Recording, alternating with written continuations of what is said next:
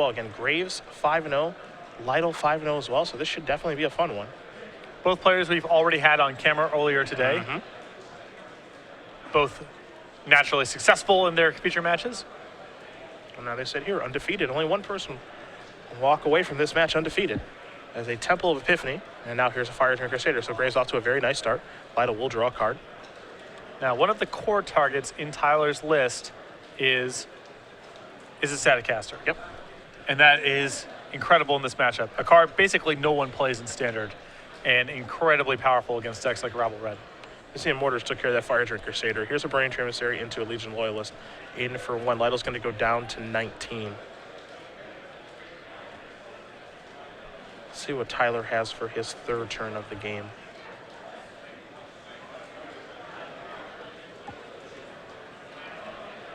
Tyler's deck is, I think, a lot more smooth than it looks on paper. It looks kind of all over the place on paper. I don't think that it plays that way. Yeah. John Cooper. It's not like, the Birthing Pod decks we see in Modern where the deck lists look horrible, but it all works. Right. Because the mana is perfect and Birthing Pod makes it so that all the singletons are appropriate. And truthfully, in the Birthing Pod deck, if you draw your singletons, most of the time you're actually fine with it. Yeah. Because they're all so powerful. Here's a Goblin Rabble Master. That's going to make a token. And block and then just pass the turn back. So Graves is going to draw a card now. It's a Mountain. He's got a couple of those in his hand. You can see a Lightning Strike. There's a Mutavault. There is the Strike. So that's off the table. Here's an attack for 3. Lytle's going to go down to 14. Pretty land heavy hand for Thomas right now. He is left with a Maka there.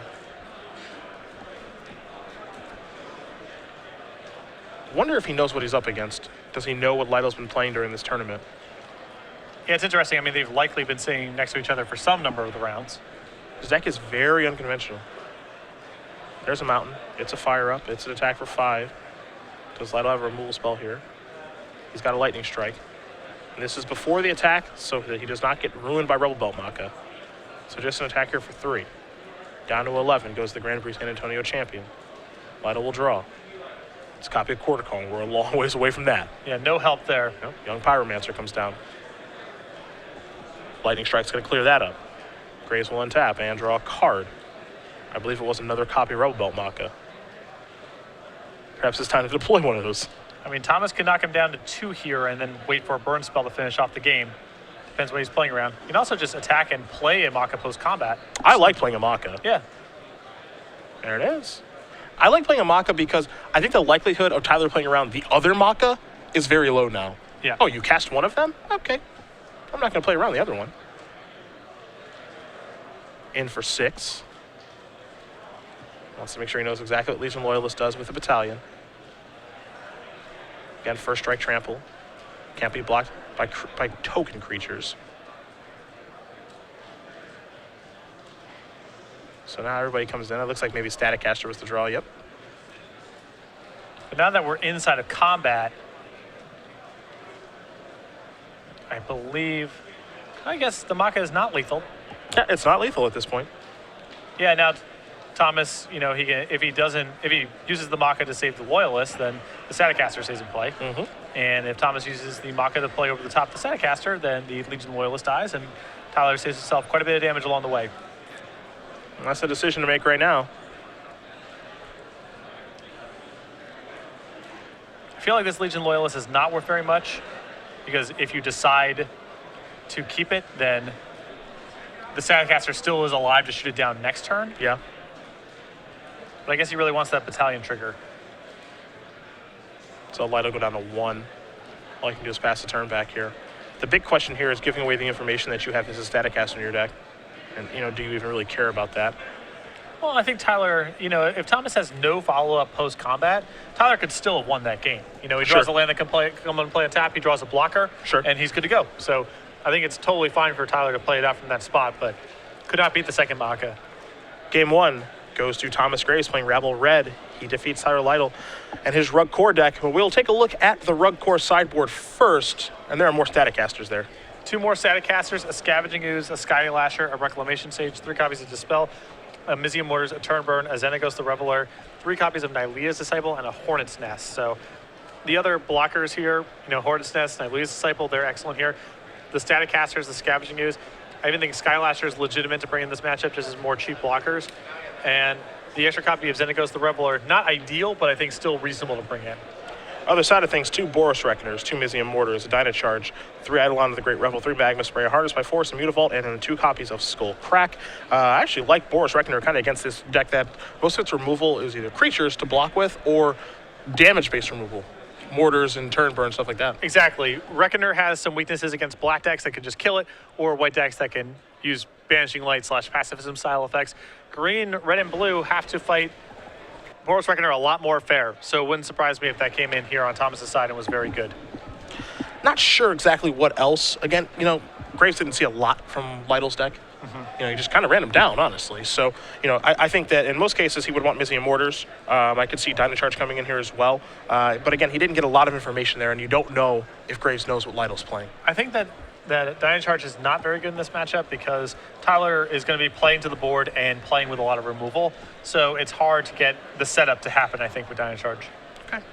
Well, both players will shuffle up here for game number 2, so we will briefly touch on Autumn States, which is happening October 11th and the 12th. Constantar Kill will be rotated in, Return of Ravnica will be out, and one of the decks that's actually looking pretty good for that time is actually Tyler's deck because he doesn't lose a lot. Loses very little, picks up, one assumes more tutor targets in Constantar Kill. Picks up Wooded Foothills as well. State Championship, Autumn, October 11th and 12th. StarCityGames.com/states for more information. States program has been very successful so far, so we're adding it to the Autumn schedule as well. Pretty early into Standard's life with Constantar Kill. Come out and play for prizes, including a medal for first prize. The medal is sweet. Chris Van Meter, I know, has one of them. He is the West Virginia state champion now. So we'll see if Chris does try to run it back on October 11th and the 12th. StarCityGames.com/states for more information as we do head back to the match between Lytle and Graves. Lytle will be on the play again, the Grand Prix San Antonio champion on your left, Star City Games Legacy Open champion during Season 1 in Columbus with Reanimator on your right. You know what card I don't really like in this matchup very much for Tyler? Goblin Rabblemaster. That and Court of Calling. I hate Court of Calling for him in this matchup. Yeah. I think it's much too slow, and there's too much assembly required to make that work. So the cards I dislike, the Perforos, the Keranos. Maybe Keranos is okay, but it's a little slow. I think Perforos is very easy to cut. I would just want to become just a board control deck. He's got 3 Static Casters, 3 Naivelia's Disciples, a Scavenging Ooze, a bunch of blockers, removal spells. He can win the game without courting for something big. Yeah. I don't think court is necessary. I mean, I know that we deem the deck rug court, and it definitely has plenty of bullets to search for with Court of Calling, but I don't think this is the matchup where you want Court of Calling at all. There's a lot of stress on the mana, there's a lot of blocking. I can't imagine that you're ever going to be able to do what you want to do with that card, which is tutor something sweet and punish the opponent. And Thomas is going to be fighting over your early creatures too. Yes. Young Pyromancer, Courser, Crewfix, Rabblemaster, the base of the deck. Thomas is going to be bringing in cards to try to fight that kind of stuff because he needs to beat those cards regardless of whether or not you're courting.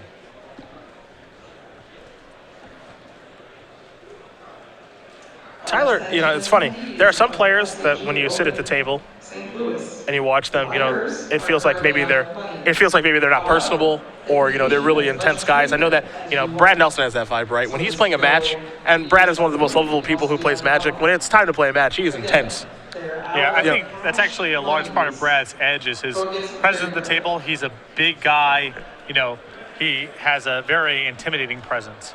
Tyler has that similar intensity as you can see him right now. He's just kind of stone-faced and, looks like he may be unpleasant to play against. He's really anything but. He's actually a super jovial guy. I interact with him a lot on Twitter. He's normally just smiling and laughing, and, he comes to these tournaments with Darren Menard, one of his buddies from the Oklahoma City area. And it's just funny to watch, when the match is actually taking place, it's just like there's no smile. It's just straightforward and direct the entire time. James Gates out in Southern California, one of the biggest goofballs I know. Yeah. And at the table, the most professional demeanor of anyone. It doesn't line up all the time. There's a lot of people who are nice at the table and not particularly nice in real life, and vice versa. Some people are kind of mirror images of themselves at the table versus real life. So I try not to read too much in that kind of stuff. Yeah, I just think the stone-faced right now of Tyler as he is down a game, getting ready for game number 2. There's only one form of table personality that I dislike. Okay. Friendly while winning, sullen while losing. Yeah, that's the worst one. That is unforgivable. I don't care what else is going on. Yeah, that is certainly the worst one. Boy, look at me crushing you, and then just no words when losing. Yeah. I do hear that. Looks like Graves is going to take a mulligan. Complaining when losing. Ah! You won't believe what I just drew. You won't believe. Actually, I will. Also, you would also probably believe it because you put it in your own deck. Yeah. So I'm sure it's no surprise to you. Yeah. It's not like you suddenly drew Old Maid. Like it's snuck into your deck somehow, you know? How did this get in here? It's especially funny when it's the affinity guy. It's like, well, when you put a bunch of Ornithopters and Memnites in your deck, sometimes your draw steps are going to yield Ornithopters and Memnites. Some stinkers on turn 8. That's bound to happen. Let's see if Grace can find a better 6 with his milkshake sleeves. Yeah. The red shorts, red sneakers, milkshake sleeves. I mean, it's the total package. Yeah. A lot of style. Maybe style is not the right word. Well, maybe points is not the right word. A Temple of Abandon here for Lytle. He's definitely here. You're aware of his presence, you know? Can't miss him. There's a magma spray to take care of young Pyromancer. And now an attack for 1. Good friend of Andrew Shroud is Thomas Graves. I've known Tommy for a while, too. Yeah. Played the same PTQ area when I was in college. A breeding pool untap. Let's see what Lytle has in the 3rd turn of the game. All right, he's let the Rabble Master in, and now an attack for 1. I would cut the cords before I would cut the Rabble Master. As would I. But I think that you're right. That's kind of the second card. Well, sorry. Cords go. All the weird, slow tutor targets go. Sure. And then Rabble Masters go after that. At 5 o'clock, it's only $10. You can sign up over here at the Solomon stage. And it might actually be so real. It might be realistic because Rabble Master is so good. And it's just like, yeah, I'm not cutting this card. This card's busted. Yeah. And here we are. I mean, it is facilitated in part because Thomas missed the second land drop, but Yeah. looks like it's going to be good this game. Burning Tree Emissary. Stoke them flames. Got to get that thing off the table. Yeah, there it goes. Hard to be mad if you're Tyler with how this Rabble Master influenced this game thus far. It did some real work. There's a Corsair Crewfix. Young Pyromancer's the top card. See if he's got a land to play. It looks like he does. It's a Steam Fence. So, gonna gain a life. Corsair's gonna try to hold down the fort here. We'll see if the Goblin token will come in. I mean, if you're going to leave the Corsair back on defense, I think I like leaving the Goblin back too, because you just compel him to attack into you, you know? Yeah. The game goes on for a long time, you're probably not losing. It's an attack for 1. Corsair will try to hold down the fort for now. This is Mutavault. You can see that Graves does have the Dynacharge in his hand again. He did use that to win round 1 over Phil Silberman. Through a Jace, Architect of Thought, going up. See if he can use it this round to move to 6-0 as he is up a game right now. I like 1 Dynacharge a lot. I do too. I think it's easy to justify in the main deck of this deck, honestly. And no one's going to play around it, right? They never play around it. There's at least 1 Stoke the Flames over there. There may be 2. But I think Graves is deciding if he wants to use his turn stoking that Corsair. Especially when he knows a Young Pyromancer is the next card coming off of Lytle's deck. And it looks like he will stoke this away, attack for 2. Lytle's going to go down to 16. I like this a lot from Graves because with the Legion Loyalist, assuming that goes unchecked, he does have the ability to beat this Young Pyromancer. Legion Loyalist, you know, first strike means the Pyromancer itself can't really block, and the token ability means that it fends off the Goblin plus whatever Tyler generates off of spells. There's the Pyromancer. Breeding Pool's going to come into play tapped, and you can see that Lytle does have a copy of Lightning Strike in his hand to be able to make an elemental token if and when he needs to. A mountain is the draw to go along with that Dynacharge and an Ash Zealot. And there that is. Here's Mutavault. And 1 moment, please. Before you do attack and trigger the battalion, perhaps you have to kill the Legion Loyalist in this situation. I think he definitely does. That one looks to be causing the most trouble, actually. The text on the battalion is quite good as Lytle will take a look. Again, first strike trample, and then creature tokens can't block. Very elegant and cohesive set of abilities. Yes. And so there goes the Loyalist. Chris Van Meter's shown up. Because it's not like token creatures are very good against first strike and trample to begin with, for the most part. You know? Sure. Depending on the token. Yeah, I mean, if it's a worm, that's good, but say Lingering Souls or Young Pyromancer, usually first strike and trample will have that covered. And Ash Zealot having first strike, able to make an attack there. Lytle goes down to 14. Tyler working on stabilizing here as Graves has almost played all the cards. I Again, I don't feel like Tyler has to win this game by courting. He can just kind of play removal spells and play draw step to draw step and be better suited than Thomas to win that kind of game. A lightning strike will take care of the Burning Tree Emissary. And now Tyler's going to be making some attacks, it looks like. So attacking here for 4. Again, that new elemental token, of course, summoning stick. So there's an attack for 4, and it's all even up at 14 now. Again, you notice that Lytle actually chose to kill the Burning Tree Emissary instead of the Ash Zealot. Maybe a little curious. I think he just wanted to attack that turn. Fair. Oh, this makes more sense. Stoke the Flames. Get this off the table. Ash Zealot's going to come in, of course, trigger the Young Pyromancer.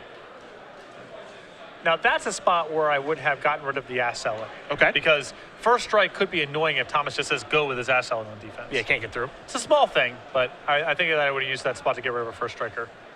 Lytle drew a land. He'll pass the turn back. And the first striker is certainly annoying now, especially in combination with Dynacharge. Now it gets worse because now everything has first strike. Legion Loyalists off the top of the deck, and Graves will send them all in. And those creature tokens, they can't block.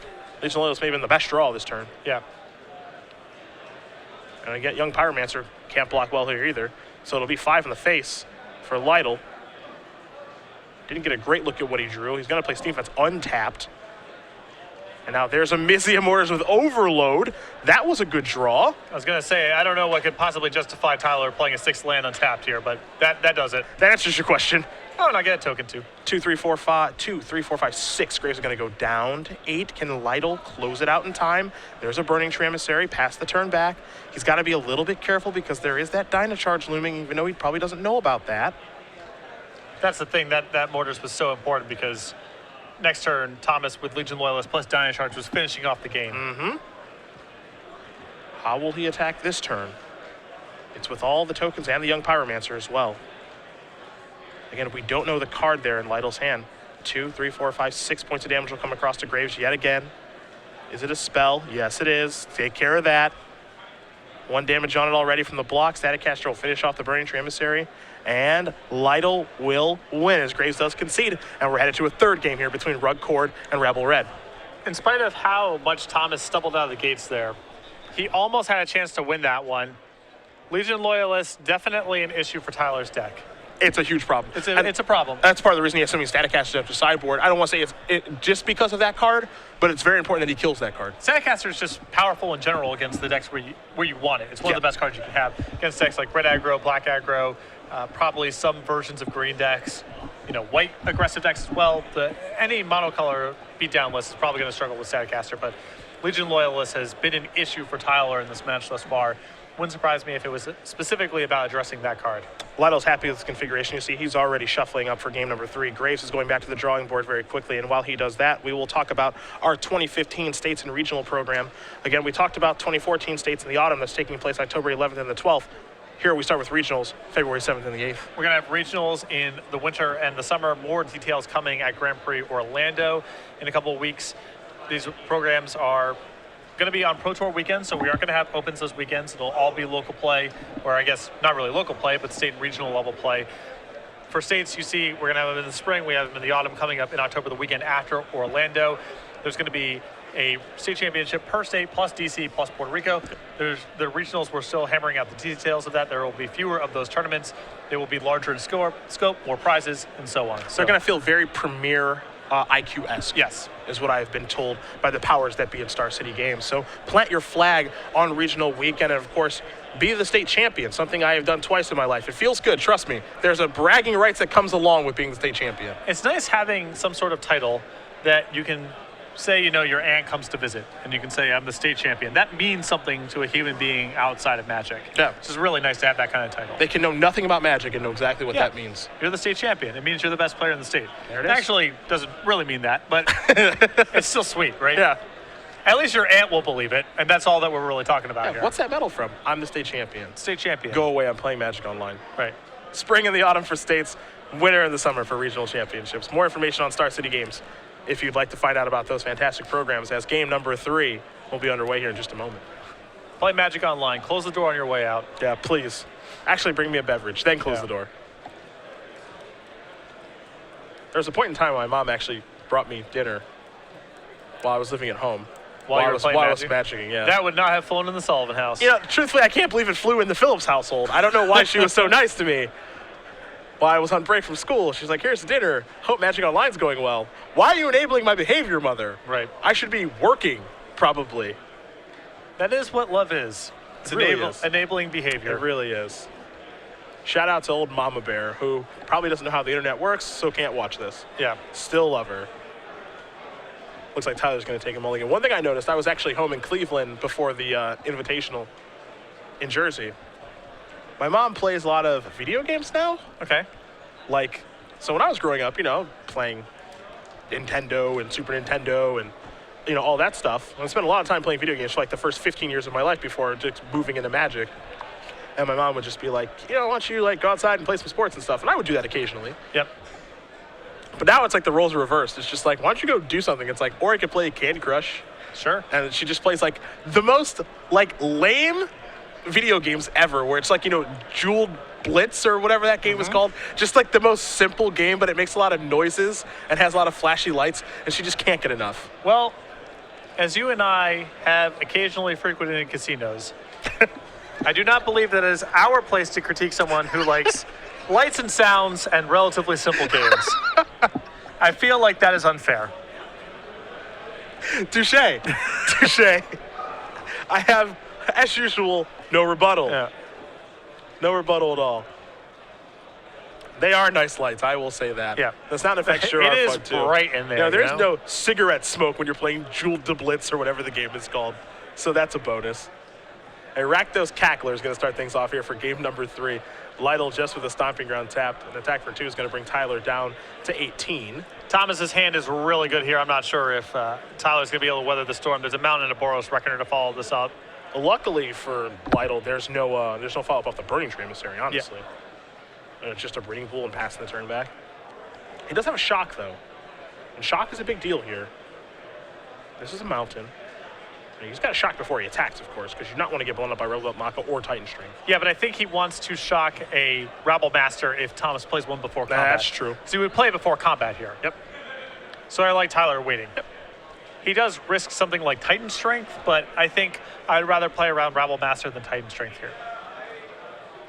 There's the attack. And he says, hold on. Yeah, before attackers. There we go. Well, that's the play around the Maka. Not going to help against Titan Strength, of course. And there's a Boros Reckoner. That's the card that makes things really tough for Tyler. Boros Reckoner against decks that deal damage for removal, which Tyler's deck does in Stoke the Flames, Lightning Strike, and Shock, along with his Static Caster, and are trying to block. Well, it cleans up on those. Burn spells and blockers. Those are Tyler's answers. Now, he does have Turn Burn in his list, but that's a little slow. Surprise, surprise, that the boss was one step ahead, putting Boros Reckoners in his Season 3 Invitational deck. Yeah. Haven't seen that card in a long time. You know, there was a point in time where that was, you know, kind of the end-all, be-all as far as 3-drops were concerned in Standard. Well, in the Mono Black, Revelation, Mono Blue field, Reckoner does not do a lot. Yeah. But it's still very, very good. Of course, if Crucifix comes down. Looks like Graves may have the 4th land. Let's see what this is going to be. Yep, there's a Rabble Master. Now he's doing very well this game, jeez. I think he has a Stoke, too. Yep. Not 100% positive. If he has a Stoke, the turn's great. It looks like that might just be a Magma Spray in his hand, but actually it looks like Stoke is the second card. Yeah, I think he's got both. Yeah. So there's a Rebel Master trigger.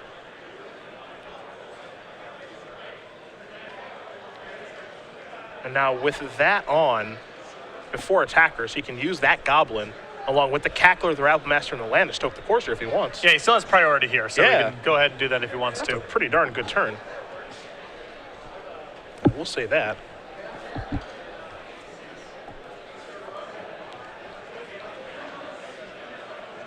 I'd rather just make this attack. And what this does, of course, is this makes the Magma Spray good.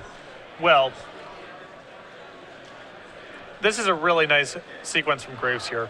Because the card most likely in his hand is Robobelt Maka, that's the block that makes the most sense, is putting it in front of the Cackler. You save the most damage that way. But because Graves had Magma Spray as the follow-up, you know, he needs to make an attack that makes it look like Maka's in his hand to get Tyler to block the Cackler, because if Tyler blocks the Goblin token, Graves is in a little bit of trouble. So a nice little semi-bluff there from Graves. Lytle, you can see his hand. He does have it's a static caster, but it's not great on this board. It's simply good. He's going to take 2 and go down to 10 now. There's Pelucranos. That's going to try to hold the fort down. And Graves now still with the Stoke left over in hand. Yep. And he actually, just for the turn, drew a Maka. Wow. This deck seems like it's tough to play against. Yeah. They have just enough tricks in just enough numbers that it's hard to play against the deck. I think the mana is really what's dooming Tyler in these games. Yeah. He's had to take a lot of damage off of Ravnica duels and Pain lands and so forth. That's what you do when you choose to play 3 colors, though. Yep. Well, there is a cost. When this deck gets access to Wooded Foothills, it's a different world. It's way different. Yeah. See, Lytle's going to put the Pelucranos in front of the mighty Rabble Master.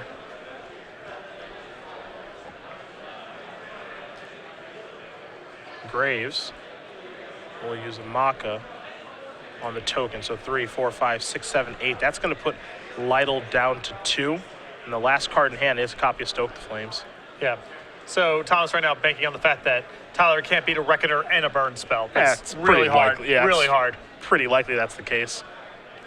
You can see his hand, if he was able to stabilize a little bit here, Keranos, Mortars, all that good stuff. Reckoner is really, really tough on Lytle's deck, though. And coming into the tournament, you have to assume you're not going to play against that card. It's not very popular right now. There's a lot of ways in which Tyler has a good matchup here. He's got powerful cards. I think the mixture of Legion Loyalist and Boros Reckoner are just kind of holes in the armor. It actually makes this tough, too. So if that last card in Grace's hand wasn't Stoke the Flames, Tyler could say, play my Static Caster, block the Reckoner, shoot down the Goblins, and then I'm doing okay. Not great, obviously, because I have to find ways to, beat that Reckoner. But he would be able to at least play another turn, Mutavault the draw. Here's the attack. And so there's the Static Caster. And there's Stoke the Flames, and that's going to do it. Thomas Graves is going to win this match over Tyler Lytle, 2-1. And for our Legacy Open champion, back during Season 1 playing Reanimator, he's 6-0 with Rebel Red. You can see the potential in Tyler's list. You can see a little bit of the weakness. Yep. But I don't think it's a structural problem with, or rather, I don't feel like it's a mistake because Tyler built his deck incorrectly. I think you just can only cover so many bases, and a couple of the random cards that Thomas had access to there created all sorts of problems for Tyler in that match. He had the tools, he died with 4 or 5 cards in his hand, but, the mixture of his mana base dealing some damage to him and then a couple of Thomas's cards being problematic is what doomed him in that match. Hey, one of the cards I